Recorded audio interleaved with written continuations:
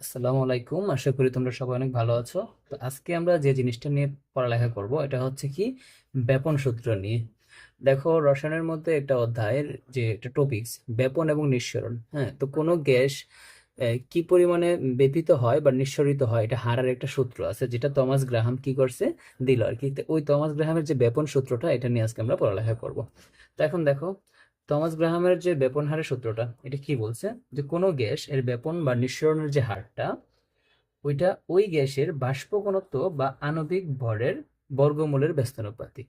তো এই যে সংজ্ঞাটা মানে তার যে সূত্রটা, এই সূত্রের মধ্যে দুইটা নতুন ওয়ার্ড, একটা হচ্ছে বাষ্প ঘনত্ব এবং একটা হচ্ছে আণবিক ভর। তো চলো আগে আমরা বাষ্প ঘনত্ব কি এবং আণবিক ভর কি এটা আগে আমরা জানি নিই। তো আগে আমরা কি করব, আণবিক ভর বের করার চেষ্টা করব। তো আণবিক ভর যদি আমরা লিখি, দেখো এখানে কি বলছে, এটা আণবিক ভর। তো আণবিক ভর মানে কি, কয়েকটা যৌগ যদি আমি চিন্তা করি কি রকম, দেখো আমরা যদি লিখি সোডিয়াম সালফেট, তারপর ধরো লিখলাম এখানে অ্যামোনিয়া, মিথেন, তারপর লিখলাম কি ক্যালসিয়াম কার্বনেট। ধরো এখানে চারটা যৌগ লিখলাম। তো এগুলা এক একটা যৌগ এবং কি এক একটা অণু। তো আণবিক ভর মানে হচ্ছে একটা অণুর মোট ভর। তো একটা অণুর মধ্যে কি কি থাকে, অবশ্যই একটা অণু এক বা একাধিক পরমাণু দিয়ে তৈরি হয়। একটা অণু একাধিক পরমাণু দিয়ে তৈরি হয়। এখানে যে সোডিয়াম সালফেটের যে অণুটা, এটার মধ্যে মোট কয়টা পরমাণু আছে দেখো তো। সোডিয়ামের একটা পরমাণু আছে, সালফারের একটা পরমাণু আছে এবং অক্সিজেনের চারটা পরমাণু আছে। তো মোট একটা একটা দুইটা আর চারটা হচ্ছে ছয়টা। এই ছয়টা পরমাণু দিয়ে কিন্তু এই টোটাল অণুটা গঠিত হয়েছে। তার মানে এটার আণবিক ভর, যেটাকে প্রকাশ করা হয় বড় হাতের এম দ্বারা, এই আণবিক ভর কি এটার মধ্যে অবস্থিত যেসব পরমাণু আছে তাদের যে পারমাণবিক ভর, এই ভরের মোট যোগফলের সমান। তো আমরা যদি সোডিয়াম সালফেটের আণবিক ভর বের করতে চাই, তাহলে আমরা কিভাবে বের করব? সোডিয়াম সালফেটের যদি আণবিক ভর আমরা বের করি, দেখো সোডিয়াম পরমাণুর যে ভর, এটা আমরা পর্যায় সারণীর মধ্যে কিন্তু আমরা জানি যে সোডিয়ামের যে পর্যায় ইয়েটা আছে পরমাণু, এটার ভর কত, এটার ভর হচ্ছে 23। এখন এটার ভরের সাথে আমরা পরে সালফারের যে ভরটা এটা যোগ করব। তো সালফারের ভর কত আমরা জানি 32। এখন অক্সিজেন কয়টা, এখানে চারটা না? তো একটা অক্সিজেনের ভর যদি হয় 16, এটার সাথে যদি 4 গুণ দিই তার মানে চারটা অক্সিজেনের পারমাণবিক ভর এখানে যোগ করা হয়ে গেছে। তার মানে এখানে আমরা কি করব, সবগুলা যদি আমরা এখানে ক্যালকুলেশন করি তখন কি দাঁড়াবে, 23 যোগ 32 যোগ 16 × 4 দাঁড়াইতেছে প্রায় 119। 119। এবং পরমাণুর যে আণবিক ভর আছে, সরি অণুর যে আণবিক ভর আছে বা যৌগের, এই আণবিক ভরের একক হচ্ছে কি গ্রাম। এখন আণবিক ভরটা আমরা কিভাবে বের করছি, আণবিক ভর হচ্ছে এটার মধ্যে যতগুলো পরমাণু ছিল পরমাণুগুলোর মোট ভরের সমষ্টি হচ্ছে আণবিক ভর। তাহলে আমরা যদি অ্যামোনিয়ার আণবিক ভর বের করতে চাই, তো অ্যামোনিয়ার মধ্যে এখানে নাইট্রোজেন আছে, নাইট্রোজেন কয়টা, একটা। তো একটা, এই নাইট্রোজেনের ভর কত, 14। আমরা জানি, এটা পর্যায় সারণী থেকে শিখে নিবা। এখন যোগ হাইড্রোজেন কয়টা আছে, তিনটা। তো একটা হাইড্রোজেনের ভর হচ্ছে 1, এটার সাথে তিনটার 3 গুণ দিলাম, টোটাল কত থাকে, মোট 17 গ্রাম। এটা কি, এটা হচ্ছে অ্যামোনিয়া যে যৌগটা আছে এই যৌগের আণবিক ভর। এখন মিথেনের ক্ষেত্রে যদি চিন্তা করি, কার্বনের কত, কার্বনের আমরা জানি হচ্ছে 12 ভর, যোগ হাইড্রোজেন আছে কয়টা, চারটা। তো একটা হাইড্রোজেনের ভর এটার সাথে কি করবা, চারটা হাইড্রোজেনের ভরের মানে চারটা হাইড্রোজেন গুণ করে দিবা আর কি। তো থাকে কত, 16 গ্রাম। ক্যালসিয়াম কার্বনেট কি হবে, ক্যালসিয়াম একটা পরমাণু, এটার ভর কত, এটার ভর হচ্ছে আমরা জানি 40 যোগ কার্বন, কার্বনের ভর কত 12 যোগ এখানে অক্সিজেন কয়টা আছে, তিনটা আছে। তো একটা অক্সিজেনের ভর হচ্ছে 16 আর তিনটা অক্সিজেনের ভর এর সাথে 3 গুণ দিব। তো এখন আমরা যদি এটা যোগ করি, 40 যোগ 12 যোগ 16 × 3, তাই কত 100। তো এটার যে মোট আণবিক ভর এটা কতটুকু, 100 গ্রাম। তো আণবিক ভর আমরা কিভাবে নির্ণয় করব, একটা অণুর মধ্যে যে পরমাণু থাকে, এই পরমাণু যতটা থাকে পরমাণুর ভরের সাথে তত গুণ দিব, যোগ দিয়ে আর অন্যান্য পরমাণুগুলো লিখবো। যেমন এখানে কি আছে, অ্যালুমিনিয়াম 2, আর এখানে অক্সিজেন আছে কয়টা, তিনটা। এখন এটা যদি বের করি, অ্যালুমিনিয়ামের ভর কত, অ্যালুমিনিয়ামের ভর হচ্ছে এখানে 27। তো অ্যালুমিনিয়াম আছে কয়টা, দুইটা না, এটার সাথে 2 গুণ, যোগ অক্সিজেন একটা কত 16, এটার সাথে আছে কয়টা, তিনটা, 3। আমরা কি করব, গুণ দিব। তো এখন ক্যালকুলেশন করলে কি দাঁড়ায়, 27 গুণ 2 যোগ 16 গুণ 3 ইকুয়াল টু 102। 102 গ্রাম। তো এইভাবে আমরা কিন্তু আণবিক ভর বের করতে পারি। আণবিক ভরের যে এককটা ওইটা হচ্ছে গ্রাম, এবং আণবিক ভরকে প্রকাশ করা হয় এম দ্বারা। তো এবার টমাস গ্রাহামের যে সূত্রটা ছিল, এটা কি আণবিক ভর গেল, এখন বাষ্প ঘনত্ব। তো বাষ্প ঘনত্বটা মূলত কি? বাষ্প ঘনত্ব মানে হচ্ছে, ধরো এখানে দুইটা গ্যাস আছে, ধরলাম একটা গ্যাস, আমরা ধরলাম কি এখানে একটা হচ্ছে তোমার নাইট্রোজেন গ্যাস, আর একটা গ্যাস হচ্ছে আছে হাইড্রোজেন গ্যাস। দুইটা গ্যাস। তো এই দুইটা গ্যাসের অবস্থা ধরলাম সেম, মানে আয়তন সেম ধরলাম আর কি। হ্যাঁ, তো একই আয়তনের বা একই অবস্থার কোনো গ্যাস, এই দুইটা গ্যাস একই অবস্থায় আছে, এটার মধ্যে ধরলাম নাইট্রোজেনটা, এই নাইট্রোজেন গ্যাসটা হাইড্রোজেন গ্যাসের ঘনত্বের চাইতে কত গুণ ভারী, তাকে ওই গ্যাসের বাষ্প ঘনত্ব বলা হয়। তার মানে কি, উপরে যদি আমরা লিখি নাইট্রোজেনের যে ঘনত্বটা, এটা নাইট্রোজেন এর ঘনত্ব, আর নিচে যদি আমরা হাইড্রোজেনের ঘনত্ব দিই, হাইড্রোজেনের ঘনত্ব, তাইলে হাইড্রোজেনের ঘনত্বের চাইতে নাইট্রোজেনের ঘনত্ব কত গুণ বাড়ি, মানে এই দুইটার ঘনত্বের যে অনুপাত, এটাই মূলত বাষ্প ঘনত্ব। তো বাষ্প ঘনত্ব জিনিসটা কি, যে কোনো একটা গ্যাস, এটা হাইড্রোজেন গ্যাসের যে ঘনত্ব আছে এর চাইতে ঠিক কত গুণ ভারী, এটাকে কি বলা হয়, ওই গ্যাসের বাষ্প ঘনত্ব। মানে বাষ্প ঘনত্ব কথাটার মানেই হচ্ছে যে কোনো একটা গ্যাসকে হাইড্রোজেন গ্যাসের সাথে অনুপাত করতে হবে। তো অনুপাত করলে যে মানটা আসবে, এটা কি হচ্ছে ওই গ্যাসটার বাষ্প ঘনত্ব। যেমন নাইট্রোজেনের যে ঘনত্ব, এটাকে হাইড্রোজেনের ঘনত্বের সাথে কি করছি আমরা, অনুপাত করছি, করাতে এটার বাষ্প ঘনত্ব আসছে। এখন বাষ্প ঘনত্বকে প্রকাশ করা হয় কি দ্বারা, ডি দ্বারা। আর ডি এর যে মানটা, এটা মূলত এম এর ঠিক অর্ধেক। এম হচ্ছে আণবিক ভর। যেমন দেখো, আমরা যদি লিখি এখানে কি অ্যামোনিয়া, অ্যামোনিয়া একটা গ্যাস, ওই গ্যাসের যদি আমরা বাষ্প ঘনত্ব বের করতে চাই, তাহলে ওইটার বাষ্প ঘনত্ব কি হবে, ওইটার যে আণবিক ভর আছে, এই আণবিক ভরের ঠিক অর্ধেক। তো এখন এই অ্যামোনিয়ার যে আণবিক ভর, এটা কত, এটা হচ্ছে 17 গ্রাম। আমরা এই কিছুক্ষণ আগে দেখলাম 17 গ্রাম। এই আণবিক ভরটাকে যদি 2 দ্বারা ভাগ করি, তাই কত, 8.5 গ্রাম। সরি, এখানে গ্রাম হবে না, যেহেতু মানে বাষ্প ঘনত্ব আর কি, আমরা গ্রাম একক দিচ্ছি না। তাহলে আণবিক ভরের যে অর্ধেক, ওইটা হচ্ছে কি বাষ্প ঘনত্ব। তো বাষ্প ঘনত্বের সংজ্ঞাটা কি, একই অবস্থার কোনো গ্যাস হাইড্রোজেন গ্যাসের ঘনত্বের চাইতে কত গুণ বাড়ি, তাকে ওই গ্যাসের কি বলা হয়, বাষ্প ঘনত্ব বলা হয়। আচ্ছা, তো এখন দেখো, আমরা বাষ্প ঘনত্ব কি ওইটাও জানলাম, এবং আণবিক ভর কি ওইটাও জানলাম। তখন যদি আমরা, মানে এখন যদি আমরা গ্রাহামের ব্যাপন হারের দিকে একটু খেয়াল করি, উনি কি বলছে, কোনো গ্যাসের ব্যাপন বা নিঃসরণের হার। তো ধরলাম কোনো গ্যাস, একটা গ্যাস, এটার যে ব্যাপন হারটা, এটা হচ্ছে আর, আর লিখলাম। হ্যাঁ, এটা ওই গ্যাসের ওই বাষ্প ঘনত্ব বা আণবিক ভরের বর্গমূলের ব্যস্তানুপাতিক। আচ্ছা, একটা জিনিস খেয়াল করো, এখানে যে ব্যস্তানুপাতিক যে সম্পর্কটা, ব্যস্তানুপাতিক একটা সম্পর্ক, আরটা হচ্ছে সমানুপাতিক সম্পর্ক। আমরা দেখি ব্যস্তানুপাতিক এবং সমানুপাতিক সম্পর্কটা মূলত কি। যখন কোনো সম্পর্কের মধ্যে ব্যস্তানুপাতিক বলবে, তার মানে উপরে 1 দিয়ে আমরা নিচে কি করব, ওই রাশিটা দিয়ে দিব, নিচে রাশিটা দিব। তো যেমন কিরকম ভাবে, এখানে বলছে কি বাষ্প ঘনত্বের ব্যস্তানুপাতিক। তো যদি বাষ্প ঘনত্বের ব্যস্তানুপাতিক হয়, উপরে 1, নিচে কি হবে, বাষ্প ঘনত্বটা। এখন ব্যস্তানুপাতিক কথাটার মানে কি, একটার মান বাড়াইলে আরেকটার মান কি করবে, কমতে থাকবে। তো এখন আমরা চলো আগে কি করে বাষ্প ঘনত্বটা দিয়ে একটু চিন্তা করি। বলছে কি, ব্যাপন যে হারটা বা নিঃসরণের যে হারটা, এটা সমানুপাতিক চিহ্ন হচ্ছে এটা, এবং ব্যস্তানুপাতিক ক্ষেত্রে চিহ্ন একই। কিন্তু সমানুপাতিকের ক্ষেত্রে কি করে, মানটা বাড়ে, একটা বাড়ালে আরেকটা মান বাড়ে, আর ব্যস্তানুপাতিকের ক্ষেত্রে একটা বাড়ালে আরেকটা কমে। তো যেহেতু একটা বাড়ালে আরেকটা কমে, তাই ব্যস্তানুপাতিকের ক্ষেত্রে সবসময় যে চলকটা, এটা কি হয়, 1/, তারপর নিচে হয় চলকটা। তো ওরা কি বলছে, চলকটা হচ্ছে কিসের, বাষ্প ঘনত্বের বর্গমূলের ব্যস্তানুপাতিক। তো বাষ্প ঘনত্ব হচ্ছে ডি, আর এটার বর্গমূল মানে কি, রুট ডি। বর্গমূল মানে তো রুট।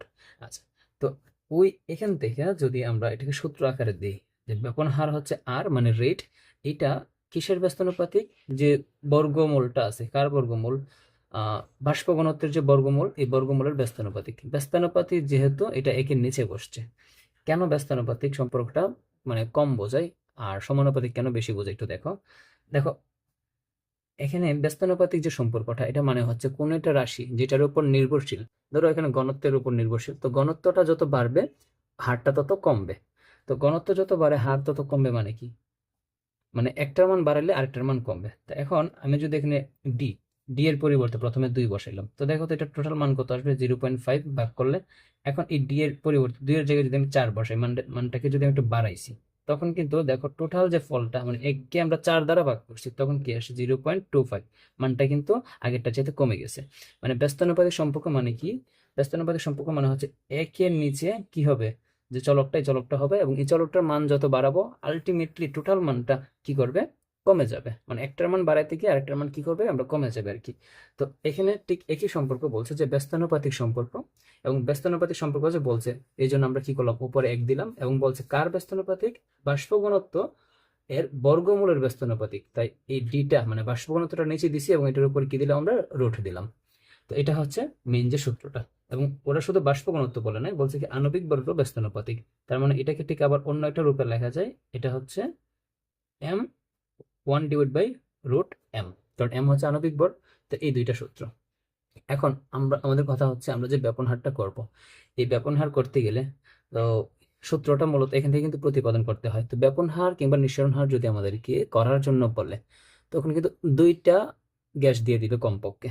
ধরলাম একটা গ্যাস দিল কি হাইড্রোক্লোরিক অ্যাসিড, এবং অন্য আরেকটা গ্যাস দিল হচ্ছে অ্যামোনিয়া। বলল এই দুইটা গ্যাসের মধ্যে যে ব্যাপন হার কোনটার বেশি, বা দুইটার ব্যাপন হারের অনুপাত কত, ওটা বের করতে হবে। তো এখন এই সূত্রের সাহায্যে আর তো একটা, হ্যাঁ এখানে ডিও একটা, এখন আমরা এটা কিভাবে করব, তা এখান থেকে কিন্তু আমরা চাইলে থমাস গ্রাহামের দুইটা গ্যাসের মধ্যে কিভাবে ব্যাপন হার নির্ণয় করা হয় ওইটা আমরা বের করতে পারবো। তো অনুপাত যদি বের করতে চাই, তো দেখো ধরলাম এটা হচ্ছে R1, R1 যদি এটা হয়, তো R1 এর মান কি হবে, রুট D1, আর উপর কি হবে 1, এটা হচ্ছে R1 এর মান।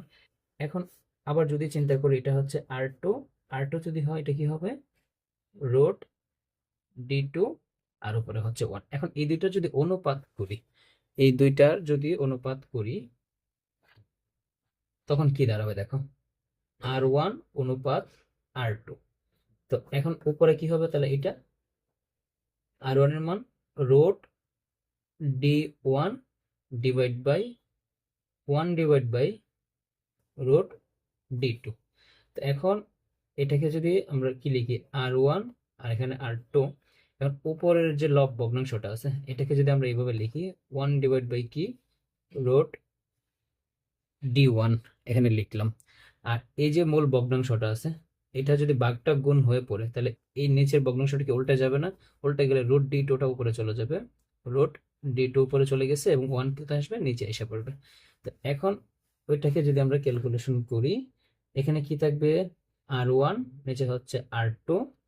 এখন দেখো এটার সাথে এটা গুণ, তার মানে কি রুট D2, আর নিচে এটার সাথে এটা গুণ হলে কি হবে, রুট D1 এটা হবে।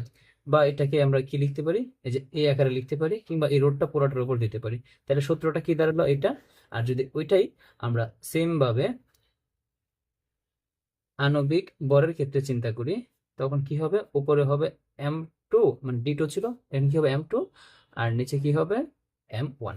এই যে দুইটা সূত্র, এই দুইটা সূত্রের সাহায্যে কিন্তু আমরা যে কোনো গ্যাসের ব্যাপন হার বের করতে পারি। এখন দেখো আমরা কি বলছিলাম, যে হাইড্রোক্লোরিক অ্যাসিড যে গ্যাসটা আছে, মানে অ্যাসিডের যে গ্যাস, এবং অ্যামোনিয়া অ্যাসিডের যে গ্যাসটা, এই দুইটা গ্যাসের মধ্যে দুইটা গ্যাসের যদি ব্যাপন হারে তুলনা করি, তখন কিভাবে বের করব? তো আমরা কিন্তু বাষ্প ঘনত্ব দিয়ে বের করতে পারি, আণবিক ভর দিয়ে বের করতে পারি। তো আণবিক ভর যত, তার ঠিক অর্ধেক কোনটা, বাষ্প ঘনত্বের মান। তো চলো আমরা আণবিক ভর দিয়ে করে দেখাই। তো এটা যে আণবিক ভর আমরা কত পাইছি, হাইড্রোক্লোরিক অ্যাসিডের আণবিক ভর কত থাকে, হাইড্রোজেনের হচ্ছে কত 1, যোগ ক্লোরিনের কত 35.5। এই মানগুলো তো আমরা জানি কোথায়, পর্যায় সারণীর যে পারমাণবিক ভরের মধ্যে পাওয়া যাবে আর কি। তো মোট কত 36.5 গ্রাম, এটা হচ্ছে হাইড্রোক্লোরিক অ্যাসিডের আণবিক ভর। আর এটা কোনটা, নাইট্রোজেনের হচ্ছে 14, হাইড্রোজেনের 1 গুণ আছে 3টা, ইকুয়াল টু কত, মোট 17 গ্রাম। তো দুইটার আণবিক ভর আমরা পাই গেলাম। তো এই আণবিক ভরের সাহায্যে কিন্তু দুইটার ব্যাপন হার বের করতে পারি। তো সূত্রটা যদি আমরা এখানে লিখি, R1/R2 ইকুয়াল টু, এখানে কি আছে, রুট M2/M1। চলো বের করি, R1 আর এখানে হচ্ছে R2। তো M2 কোনটা, R1 এটাকে যদি আমরা কি ধরি, মানে M1, যদি এটা হাইড্রোক্লোরিক অ্যাসিডকে যদি M1 ধরি, আর অ্যামোনিয়া গ্যাসকে যদি M2 ধরি, তার মানে R1 কি হবে, M1 মানে হাইড্রোক্লোরিক অ্যাসিড হবে R1, আর R2 কি হবে, M2 এর যে মানটা মানে অ্যামোনিয়া, এখানে কি হবে, অ্যামোনিয়া হবে কি, অ্যামোনিয়ার যে মানে হারটা এটা কি হবে R2, যেহেতু এটাকে M2 ধরছি, M2 আর R2 একই গ্যাসের হবে, এবং M1 এবং R1 একই গ্যাসের হবে। তো এখানে R1 যেহেতু আমরা এই হাইড্রোক্লোরিক অ্যাসিড, তো এখানে R2 কি হবে, অ্যামোনিয়া গ্যাসের হবে। আচ্ছা, তো এখানে উপরে কি M2 না, তো M2 কোনটা, অ্যামোনিয়া গ্যাস, অ্যামোনিয়া গ্যাসের ভর কত, 17। আর এখানে রোড M1 কোনটা, M1 হচ্ছে হাইড্রোক্লোরিক অ্যাসিডের আণবিক ভর, এটা কত, 36.5, বা R1 আর এখানে হচ্ছে R2, এটা যদি আমরা ক্যালকুলেশন করি তখন কি দাঁড়াবে, road 17 divide by road 36.5, calculation করলে কি দাঁড়াইতেছে এখানে 0.68। এখন একটু খেয়াল করো, 0.68 যদি এখানে দাঁড়াই, এখন R1 আর এটাকে যদি আমরা অনুপাত আকারে লিখি, এখানে কি হবে R2, তো এটা নিচে কত আছে, 1 না। আচ্ছা, তো এটাকে যদি অনুপাত আকারে লিখি, নিচে 1 আছে, তার মানে কি এখানে হবে 0.68, ভগ্নাংশটা কি হয়ে যাবে, অনুপাত হয়ে যাবে, আর এখানে 1 কি 1, তার মানে এই দুইটা গ্যাসের অনুপাত কত, 0.68 অনুপাত 1। এখন কথা হচ্ছে এই দুইটার মধ্যে কার ব্যাপন হার বেশি, এটা আমরা কিভাবে দেখব। দেখো, ব্যাপন হার মূলত বেশি এবং কম কিসের উপর নির্ভর করে, কোনো একটা গ্যাসের আণবিক ভরের উপর। তো যেটার আণবিক ভর বেশি দেখবা, এই দুইটার মধ্যে আণবিক ভর কার বেশি, আণবিক ভর হচ্ছে হাইড্রোক্লোরিক অ্যাসিডের বেশি, তো যার আণবিক ভর বেশি তার ব্যাপন হার কম হবে, আর যার আণবিক ভর কম তার ব্যাপন হার কি হবে, বেশি হবে, মানে সে তাড়াতাড়ি কি করবে, বেপিত হয়ে যেতে পারবে। একটা উদাহরণ যদি দিই, দেখো, ধরো একটা মানুষ যে সে খুব মোটা সোটা একটা মানুষ, এবং একটা মানুষ খুব চিকনা, তো মোটা মানুষটা অবশ্যই তার ওজন কি হবে, ভারী হবে তার তুলনায়, আর সে কি হবে, হালকা। এখন যদি প্রতিযোগিতা হয়, কে আগে মনে করে দৌড়াতে পারবে, যে হালকা সে আগে ছুটবে, আর যে ভারী সে কি করবে, আস্তে আস্তে ছুটবে। তো পরমাণুর যে, সরি, এখানে অণুর যে বা যৌগের যেটা ভর আছে, এই আণবিক ভরটা যার বেশি হবে সে কি করবে, আস্তে আস্তে ছুটবে, মানে কি তার ব্যাপন হইতে সময়টা বেশি লাগবে, এবং তার ব্যাপন হার কি হবে, একদম কম হবে। অন্যদিকে যে যৌগটা বা অণুটার আণবিক ভর কম, সে কি করবে, তাড়াতাড়ি ব্যাপিত হবে, তার ব্যাপন হার কি হবে, বেশি হবে। তো এরকম ভাবে আমরা কি করতে পারি, ব্যাপন হার বের করতে পারি। এবং ব্যাপন হার এবং নিঃসরণের হারের ক্ষেত্রে কিন্তু দুটোটা একই সূত্র মানে মেনে চলবে আর কি।